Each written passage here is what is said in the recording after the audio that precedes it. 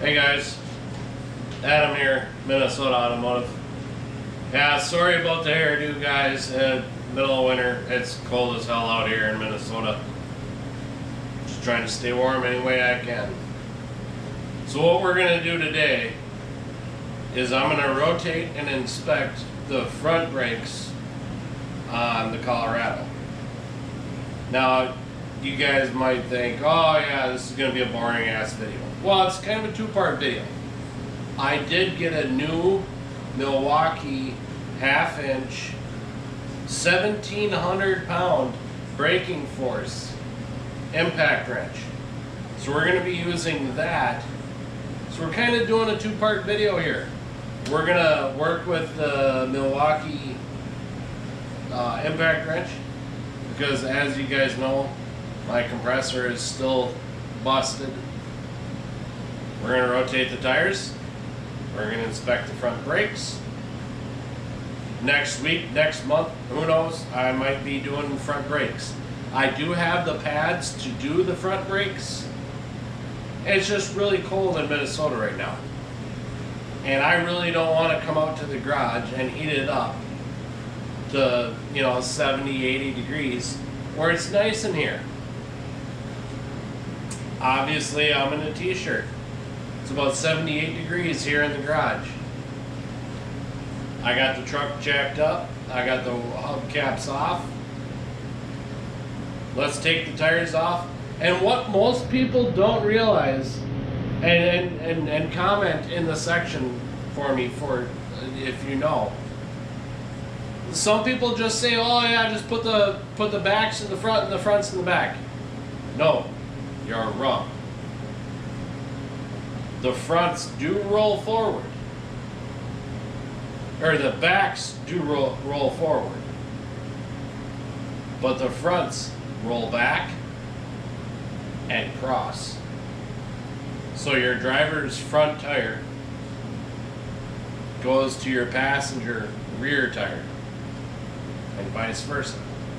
That way you can counteract your cupping. They call it cupping.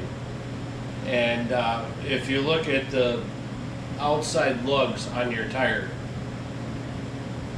especially if it's an all-terrain tire, it'll show shaving where it'll have a high side and it'll have a low side. But by flipping that around, now all the wear will go on this other high side, which will end up giving you even wear on your tires. So if you do that on a set of tires maybe 4 or 5 times, you can get 60,000 miles out of a set of tires. It's all about maintaining your vehicle.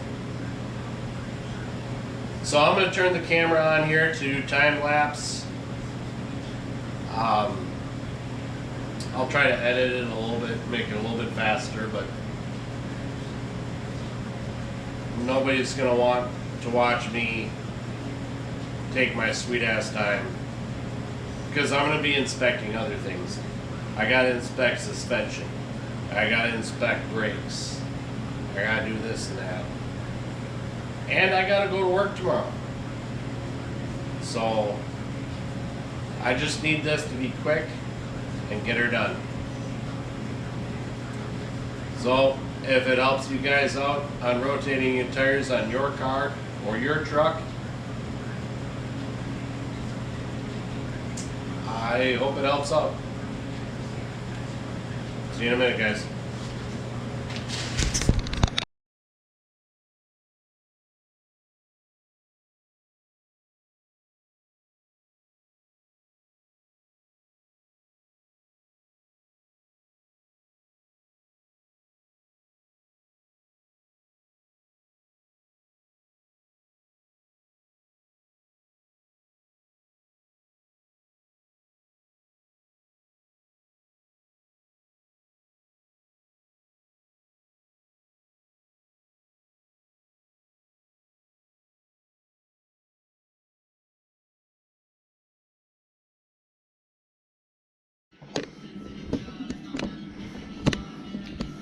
So guess what, YouTube?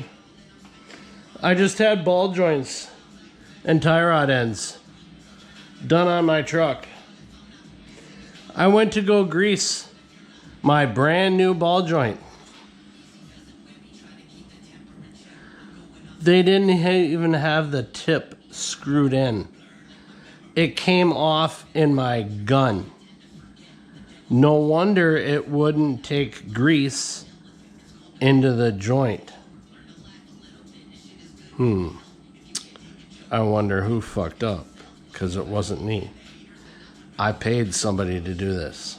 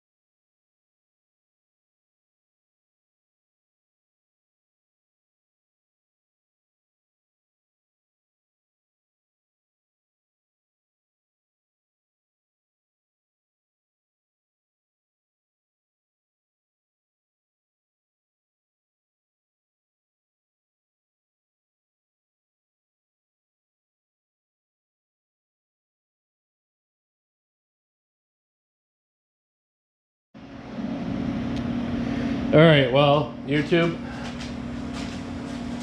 this was Minnesota Automotive and Adam reviewing the M18 7,500 pound torque impact wrench for your garage. Yeah, you know, it really works. It's got 4 settings. This little one with the circle, it's for reverse and busting that nut. Hell yeah.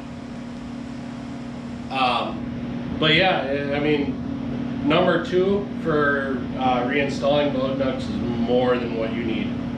I mean, Jesus Christ. I did 4 tires and I still have a full battery.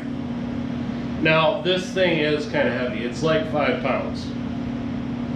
And I was using a 3/4 inch impact socket. I do have other sockets for my little impacts for doing small stuff, brakes.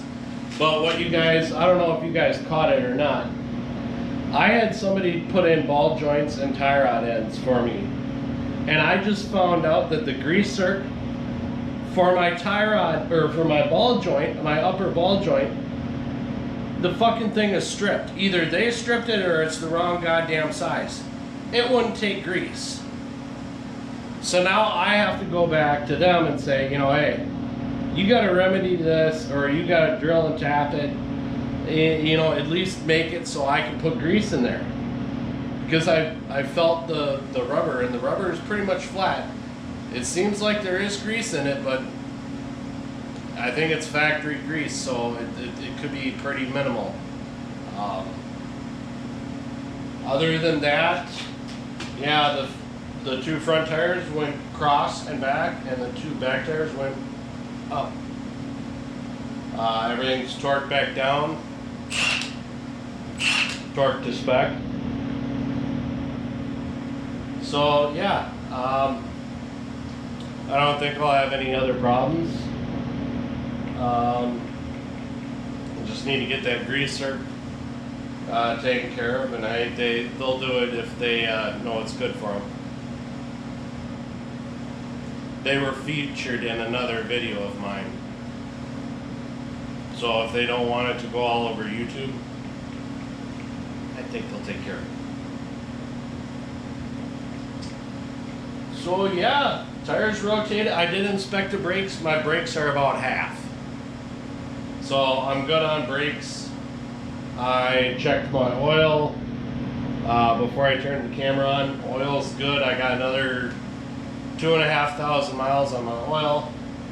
I'm not going to do another oil change video, guys. Don't worry about it. But yeah. Who knows what's going to come up this summer. Hopefully I'll be doing some rear stocks. Get to play with my new toy.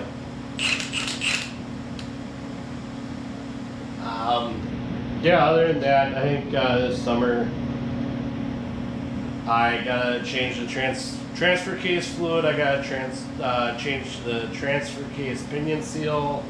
I gotta do U-joints on the rear end drive shaft. Gotta do U-joints in the front drive shaft. Change the front drive shaft fluid. And then I'm planning on, when I do brakes, that we're gonna probably do a brake flush, and then really heavily inspect the brake lines to make sure they're okay too.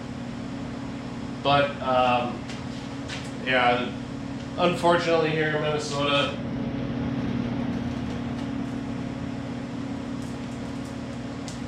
the truck just disintegrates.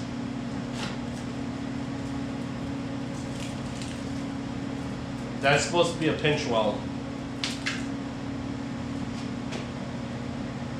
Yeah. They don't last long here. Anyway, YouTube people, keep the greasy side down.